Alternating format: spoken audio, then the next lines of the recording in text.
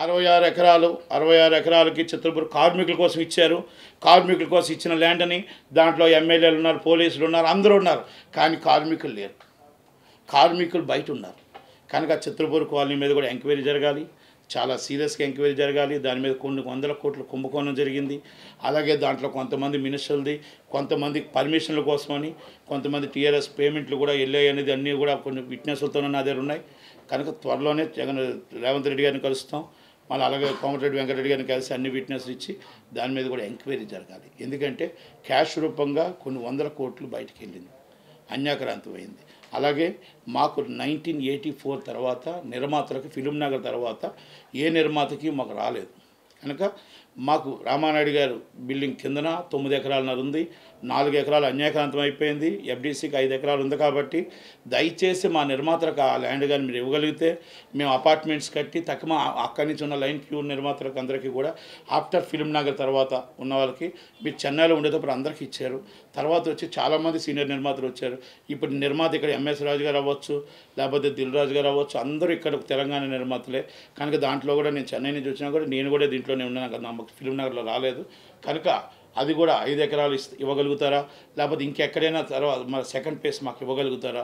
ఇస్తే మా నిర్మాతలందరికీ కూడా ఇప్పుడున్న ఈ తెలంగాణలోని ఉన్న నిర్మాతలందరికీ కూడా వాళ్ళకి చోటు వస్తుంది.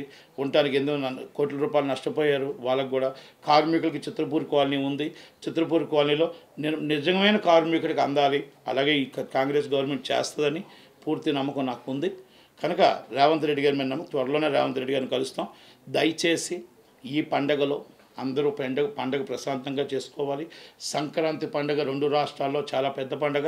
ఆ పండుగలో మీరు రేట్లు పెంచడాలు, మీరు రేట్లు పెంచి ప్రజల దగ్గర డబ్బులు లాక్కోవడాలు చేయకుండా దయచేసి గవర్నమెంట్లు సీరియస్గా తీసుకొని చీఫ్ సెక్రటరీ గారు and Andhra Pradesh and Telangana and Komatireddy Venkat Reddy గారు, ఎఫ్డీసీ చైర్మన్ విజయ్ కుమార్ రెడ్డి గారు, అందరూ కూడా సినిమాటోగ్రఫీ గోపాలకృష్ణ గారు, మీరందరూ కూడా దయచేసి రేట్లు పెంచకుండా ఉన్న రేట్లు మట్టుగా జనాలకు ఇస్తే ఎంటర్టైన్మెంట్ అనేది వాళ్ళు చూడగలుగుతారు.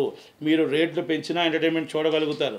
కాకపోతే ఏంటంటే వాళ్ళ పిల్లలతో సినిమా చూడాలంటే, అందరూ ఫ్యామిలీతో సినిమా చూడాలంటే ఎన్ని వేల రూపాయలు అవుతుందో ఒకసారి అర్థం చేసుకొని దాన్ని కట్టడి చేస్తారని, రేట్లు పెంచకుండా కట్టడి చేస్తారని ఆశిస్తూ ఉన్నాను.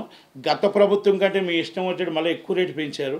ఒక్కసారి ఆలోచించండి. ఎందుకంటే అప్పుడు గవర్నమెంట్ వచ్చి 10 రోజులు అయింది కాబట్టి సలార్కి మేము కూడా దాన్ని రెక్టిఫై చేసుకోలేదేమో అనుకున్నాను. కనుక ఒక్కసారి కోమటిరెడ్డి వెంకటరెడ్డి గారు ఈ ప్రెస్ మీట్ ద్వారా ఒక్కసారి చూసి రేవంత్ రెడ్డి గారు, చీఫ్ సెక్రటరీ గారు ఒక్కసారి రెక్టిఫై చేసుకొని ప్రజలకు అందుబాటులో రేటు ఉండే విధంగా ఇక్కడ 2 చేతుల్లో ఉన్న థియేటర్ని అందరికీ అందుకునే విధంగా ఆదుకుంటారని, అలాగే దానికోసమని ప్రత్యేకంగా థియేటర్లు అందరికీ అందాలనే ఆలోచనతోనే మేము పెట్టడం జరిగింది.